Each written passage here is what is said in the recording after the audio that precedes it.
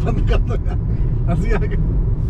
अभी तो इतना guys, कॉन्फिडेंस नहीं है कि कैमरे को फेस आज मैं क्या कहते हैं अपने बॉस की लव स्टोरी सुनने के लिए रिक्वेस्ट किया है, क्योंकि मेरे बॉस की जो शादी हुई है वो लव स्टोरी हुई है, और मेरे बॉस बैंक में है और उनकी वाइफ भी बैंक में है। तो गाइस मैं सर से मैं रिक्वेस्ट करूंगा कि अपनी स्टोरी बताएं। Sir please explain.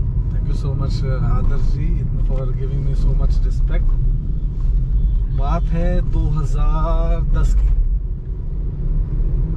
मैं अपनी वाइफ से मिला किसी फ्रेंड के थ्रू, मतलब she was also a girl, लड़की थी वो, उसके थ्रू मिला। And then we start chatting, बात करना, कॉल करना।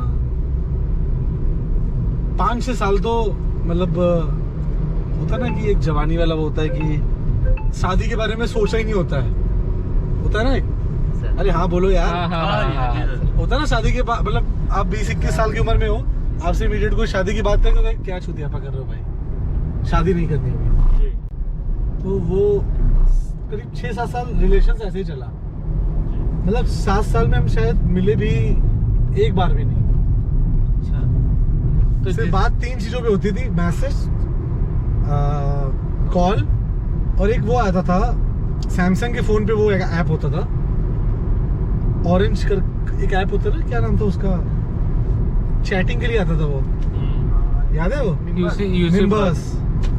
निम्बस। यूसी नहीं, यूसी ब्राउजर तो अलग है। सैमसंग की एक ऐप होती थी चैटिंग के लिए, जैसे याहू मैसेंजर होता था, ऑर्कुट होता था, उस टाइम पे हमारी बात होती थी, बात चलती रही, सीरियस हो गए, बहुत ज्यादा सीरियस हो गए। फिर अब ऐसा लगा कि उसका डिफरेंट कल्चर है, मेरा डिफरेंट कल्चर है, पंजाबी है, मैं हिंदू हूँ। यूपी का और पंजाब का कल्चर में बहुत फर्क है, ठीक है। अभी जब मैं अभी भी शादी होने के बाद, मतलब नहीं तो आप जो वाइफ की फ्रेंड थी तो वहाँ मिले कैसे थे, मतलब वो कैसे मिली थी आपको, मतलब क्या पढ़ाई वगैरह आप लोग करते थे? नहीं बताता हूँ। 2009 में ना मैं जॉब करने आया था दिल्ली, ठीक है। मतलब जॉब मेरे प्रोजेक्ट वाइज थी, तो मैं पहले गया था 9 महीने के लिए मुंबई, फिर वापस आया था दिल्ली। तो उस वर्क के में मेरे को वो मिली थी, जो मैं जॉब करता था उस जॉब में वो मेरे को मिली थी। ओके। वो भी कमिटेड थी, तो मेरे को लगा कि चलो ठीक है। उसका जो बॉयफ्रेंड था वो भी मेरा अच्छा दोस्त है, वो भी अच्छी फ्रेंड है, तो एक सर्कल बन गया। फिर उस सर्कल के थ्रू बात हुई, ठीक है। और एक चीज और अच्छी बात ये थी कि 1-1.5 साल तक तो हमने एक दूसरे की फोटो भी नहीं देखी थी शायद, क्योंकि उसको लगता था कि मैं सुंदर नहीं हूँ तो मैं फोटो क्यों भेजूं, और मुझे लगता था यार मैं भी ऐसा ही हूँ नॉर्मल, तो मैं क्यों भेजूं। तो हमने फोटो एक दूसरे से शेयर नहीं करी, घबराते थे, अंदर होता है ना कि फोटो दिखाते भाई खत्म, कहानी खत्म। उसके बाद ये मैंने उससे बोला कि यार, उसने बोला कि कल्चर हमारा मिलता नहीं है, हमारी बात आगे कुछ बन नहीं सकती, लेट्स स्टॉप, मतलब खत्म करते हैं। वैसे भी कुछ नहीं था, कभी मिले नहीं, कभी वो नहीं हुआ, तो ऐसा कुछ वो नहीं था। पर लेकिन हाँ, एक चीज ऐसी थी जो बहुत ही काबिले तारीफ थी, हमारे उसके मैसेज मैनी टाइम्स 0 मिनट्स पे आते थे। मतलब अगर मैं सोच रहा हूँ तो मैसेज आ जाते थे। बॉन्डिंग बहुत तगड़ी थी, इसमें कोई शक नहीं है। आज भी है, आज भी कम से कम दिन में 1 से 2 बार मेरी मुंह से वही बात निकल जाती है, वो बोल रही होती है, मतलब टकरा जाती है। ये बॉन्डिंग है। तो उसने कहा कि चलो अब ठीक है, एक ट्राई करते हैं। मैंने उसको ऑफर दिया, चलो यार एक काम करते हैं, भाग के शादी वगैरह कर लेते हैं, बाद में देखा जाएगा, फैमिली तो एक्सेप्ट कर लेती है। पर उसने ये बोला कि मतलब दोनों फैमिली का आशीर्वाद रहेगा तो ज़्यादा अच्छा है। मैंने ठीक है भाई, ये भी बात सही है। मैं अगर किसी लड़की को उसके पेरेंट्स से अलग कर दूं, या वो मुझे अपने पेरेंट्स से अलग कर दे, तो जीवन में मलाल तो रहेगा ही यार। फिर उसने मेरे को अपने फादर से मिलाया 2017 में, जब मेरी सैलरी हुआ करती थी 18,000 रुपये। उन्होंने बुलाया, उन्होंने बैकग्राउंड पूछा, उन्होंने मेरी सैलरी स्लिप मांगी, मैंने सैलरी दी। मेरा दोस्त था, मेरा जिगरी दोस्त है सुमित, उसने बोला भाई इसमें एडिट कर दे यार। मैंने नहीं भाई एडिट तो नहीं करूंगा, चाहे वो हो चाहे वो। भाई देखो झूठ की बुनियाद पे बनाया हुआ रिश्ता ना वो झूठ ही है सही बात। मेरे हिसाब से। तो मैं आज भी यही कहता हूँ, अगर हम दिल से यहाँ नहीं बैठे हैं तो मेरे हिसाब से कोई फायदा है नहीं। एक का ट्रिप मान लो फिर अपने अपने घर। वैसे भाई शादी जिससे करनी है तो उससे झूठ कैसे बोले। वाइफ को क्लियर पता था तो उसने कहा कि ठीक है तुम आओ। तो फर्स्ट टाइम मैंने अपने बॉस से कहा कि जो मेरा इमीडिएट मैनेजर था यहीं पे, मैं जा रहा हूँ। वो लड़की वाले ने हाँ कर दिया है और मेरे को बुलाया है। तो मैं गया वहाँ पे, मैं 3 दिन छुट्टी पे जा रहा हूँ। कह रहे मैं चल रहा हूँ तेरे साथ, तेरा गार्जियन बन के तू चल, मैं तेरा सपोर्ट करूँगा। मैंने सर आप मत चलो, आप गए तो होना ही नहीं होगा वैसे भी। उन्होंने काफ़ी सपोर्ट किया यार, बहुत हेल्प करी मेरी। जिस दिन मेरी शादी थी उनका फ़ोन आया, कह रहे थे कि तुझे कोई फंड्स की ज़रूरत है बता, मैं भेज देता हूँ। चलो सब ऊपर वाली कृपा से सब सेटल था तब। फिर मैं गया वहाँ पे तो उनको बस एक चीज़ समझ में आई कि यूपी का हूँ मैं तो इससे शादी नहीं हो सकती। उन्होंने कहा यूपी में तो बहुत ज़्यादा अपने मतलब करप्ट कल्चर तो है ही है, हम यूपी में अपनी लड़की नहीं भेजेंगे। मैं बताता हूँ पंजाब का कल्चर बिल्कुल डिफरेंट है भाई, और अच्छा है। मैं अप्रिशिएट करूँगा कि उन लोगों को बहुत अच्छा है भाई। जब आप वहाँ जाओ ना पंजाब में, इतने हेल्पफुल लोग हैं कि अगर आपको कहीं जाना है तो हो सकता है कि छोड़ के ही आ जाएं। हमारे यहाँ नहीं, हमारे यहाँ भी हैं, मतलब उतना नहीं है जितना मेरे को मतलब होता है। फिर मैंने उनको समझाया अरे सर हर आदमी थोड़ी ना ऐसा होता है ये वो। तो उन्होंने वाइफ का मैसेज आया कि तो पापा यही बस डिस्टेंस को लेके थोड़ा मैटर कर रहा है, क्योंकि उसके और मेरे घर में कानपुर और पठानकोट के बीच की डिस्टेंस जो है वो है 950 किलोमीटर। तो कह रहे इतनी दूर हम अपनी बेटी को नहीं भेजेंगे, ना ही हमारे यहाँ इतनी दूर कोई रिश्ता हुआ है। दिल्ली तक तो ठीक है। फिर मैंने उनको ये भी कन्विंस किया कि मेरी जॉब तो दिल्ली में ही है, जो बंदा जॉब करता है वहीं तो रहता है। और अगर मैं हो गया हूँ, मैं पिछले 1 साल से घर नहीं गया हूँ अपने, पिछले 1 साल से मैं कानपुर नहीं गया हूँ। तो हम यहीं पर सेट हो गए, यहीं पे ही रहना है आगे भी, जब तक कोई अच्छी अपॉर्चुनिटी ना आ जाए और बाहर जाने का मौका मिल जाए या कुछ तो छोड़ूंगा फिर, वरना तो यहीं रहना है। चलो ठीक है, कोई गलत अब्यूजिंग वर्ड्स यूज नहीं कर रहे हैं, वीडियो बना रहा है ये मेरी।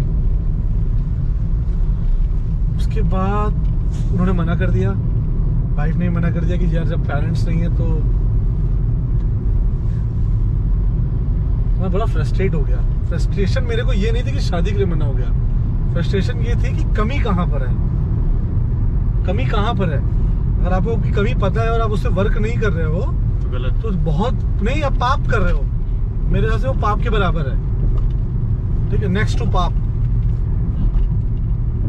अच्छा कमी मेरे को भाई, लंबा हूँ, दिखने में ठीक हूँ, बहुत सुंदर तो नहीं हूँ, ठीक हूँ, और ठीक है इनकम तो यार टाइम टू टाइम बढ़ती है, ठीक है ना। आज भी जो किसान वगैरह हैं वो कितना कमा लेते होंगे यार, साल का 1.5 लाख रुपए 2 लाख रुपए आता है, उनसे तो ज्यादा ही कमा रहा था। पर एक बेटी के फादर को क्या चाहिए कि लड़का जो हो बहुत अच्छी जगह पे हो, जिससे कि भविष्य में उसकी बेटी को एटलीस्ट कोई दिक्कत ना हो। यही होता ना भाई। अच्छा मैं ही फादर बैठा हूँ और तो कोई है नहीं अभी। यही होता है, मेरे को भी यही फील होता है कि मैं मतलब अपनी बेटी को सेट कर दूं। वो अपनी जगह पे गलत नहीं थे, मेरे को कोई मतलब मेरे को सिर्फ गुस्सा अपने ऊपर था। फिर मैंने पहली बार फिर पीता तब भी था, मैं पीता तब भी था, पर इतनी नहीं पीता था जब मैंने चालू करी। फिर एक आध बार मन में भी आया अरे यार खत्म करो भाई, लाइफ बेकार है, डूब जाओ कूद जाओ। दोस्तों यारों ने, कई लोगों ने समझाया कि अरे नहीं यार ये वो, मैंने यार मेरे को सिखाओ मत, मेरे को बहुत मैच्योर हूँ मैं, मेरी मैच्योरिटी लेवल अलग है। फ्रस्ट्रेशन ये थी कि रिजेक्ट क्यों किया। अब मैं जाके वो क्वेश्चंस नहीं पूछ सकता हूँ सामने, इसका मतलब हो जाएगा कि आप लड़ने आए हो, पीछे पड़े हो, आप लड़ने आए हो, पीछे पड़े हो। अब मैं बोल भी नहीं सकता। उधर हमने बात करनी बंद कर दी, बिल्कुल गैप आ गया, बिल्कुल गैप। वो एक साल जो 2018 से 19 वाला था ना, उससे मेरी इनकम भी बहुत डाउन गई, मेरा फॉर्म 16 भी बहुत डाउन गया, मैं मेंटली भी खुश नहीं था। इवन मम्मी के सामने भी 2-3 बार रो पड़ा। तो मम्मी ने कहा बेटा सब ठीक हो जाएगा, ये मत करो, परेशान मत हो। मम्मी से भी मैंने ये बात कही कि मम्मी मुझे गुस्सा है ही नहीं कि शादी क्यों नहीं हो रही, बट रिजेक्ट कर कैसे दिया, मेन बात तो यहाँ पर आती है। और इसका आंसर मैं खुद में पूछ रहा था कि हाँ मतलब बैकग्राउंड मजबूत नहीं था, फैमिली में फिनेंशियल सपोर्ट नहीं थे, फिनेंशियल स्टेबिलिटी नहीं थी, आपके पास खेती बाड़ी नहीं थी, आपके मेरे फादर नहीं थे।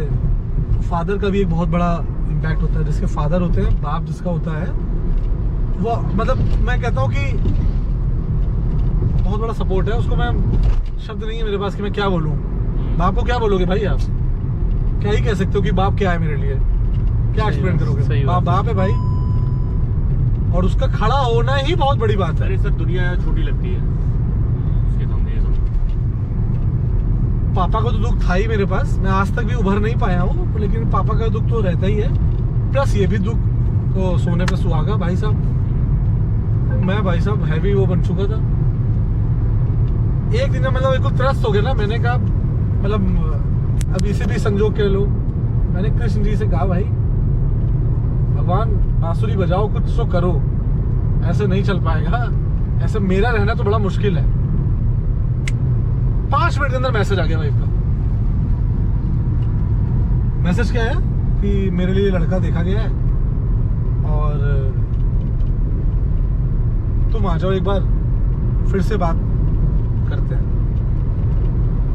मैंने ठीक है भाई, आ जाते हैं। गए, कहते हैं हमको थोड़ा टाइम दीजिए। उनके फादर ने कहा हम आपको बताते हैं, हमें कोई दिक्कत नहीं। वो होप जाग गई। अब मैंने कहा भाई अब तो दिखाना पड़ेगा। अरे भाई साहब फिर रात को 12 एक बजे तक मेरा फॉर्म 4 लाख से मैंने करा 9 लाख रुपए। इनकम बढ़ाई, सैलरी दिख रही 50,000, 55,000, 60,000। मेरे को ये था कि हाँ अब इनकम मेरे को पता है भाई कम है, आप दिल्ली में सर्वाइव नहीं कर सकते हो। सिंपल चीज है यार, कॉम्प्लिकेशन क्यों बनाना इतना। वो चीज सिंपल है, उसको समझ जाओ कि ये मतलब आपने फॉर्म 16 में एडिट किया था। मैंने अपने आपको भाई फाइनेंशियली मेंटेन होना पड़ेगा। पैसा बहुत गंदी चीज है और बहुत अच्छी चीज है। अच्छी चीज क्या है, जब आप जोड़ रहे हो, आपके पास एसेट बन रही है, आप कोई गलत काम नहीं करते हो, तो अच्छी चीज है। खराब चीज इसलिए कि आप कमा रहे हो, एक तरफ फूक रहे हो, तो कोई फायदा नहीं है। फिर उनके फादर का करीब 4-5 महीने बाद कॉल आया कि हाँ हम एग्री हैं, आप आ जाइए। फिर आई शादी वाली बात, शादी की बात हुई, कैसे करेंगे, क्या करेंगे। मेरे को टेंशन यार, अब कानपुर से बारात पठानकोट लेके जानी, पूरी ट्रेन की बोगी बुक करी मैंने, ठीक है। 50 से 60 हज़ार रुपए की मैंने टिकट बुक कराई थी सिर्फ, और उसमें भी करीब 10-12 सीटें खाली गई थी, कोई था ही नहीं उसमें। 1-2 लोग कह रहे थे सर बैठ जाओ, बैठ जाओ भाई। हाँ यादव का फोन। हाँ आवाज नहीं आ रही, रख दो फोन, चलो बाय।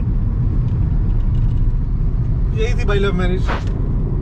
तो मैरिड हुए, उसने अपनी मतलब उसने यहाँ की चीज़ों को डाला, मैंने वहाँ की चीज़ों को समझा। अच्छी चल रही लाइफ। मैम की जॉब पहले चल रही थी? मैम की जॉब 2000 मतलब रिलेशन में तो नहीं थी। रिलेशन 2009 में तो हम लोग यार मैं बीकॉम में बीए कर रहा था, वो बीएससी कर रही थी। उसकी जॉब लगी है मेरी जॉब के 1.5 साल बाद। इस पूरे मतलब 13 साल के रिलेशन में 1 साल ऐसा भी था जब हमने बात नहीं करी थी आपस में। जब मैं एमबीए करने आया था ना, तो मेरे को लग रहा था कि कुछ डिस्ट्रैक्शंस हैं जो मेरे को एमबीए करने नहीं देंगे। मतलब मैं तो एमबीए यही करके आया था कि मेरे को कुछ करना है, मैं तो यही करने आया था। मतलब मेरे को इतना एजुकेशन का डीप वो नहीं पता था कि एमबीए हो चाहे कोई भी डिग्री हो, अगर आपने किसी नॉर्मल कॉलेज से करा ना तो बेकार है वो। बेकार, आप पढ़ो ही मत, आप पढ़ो ही मत। आप नॉर्मल ग्रेजुएशन करो, ग्रेजुएशन आके जॉब ज्वाइन कर लो।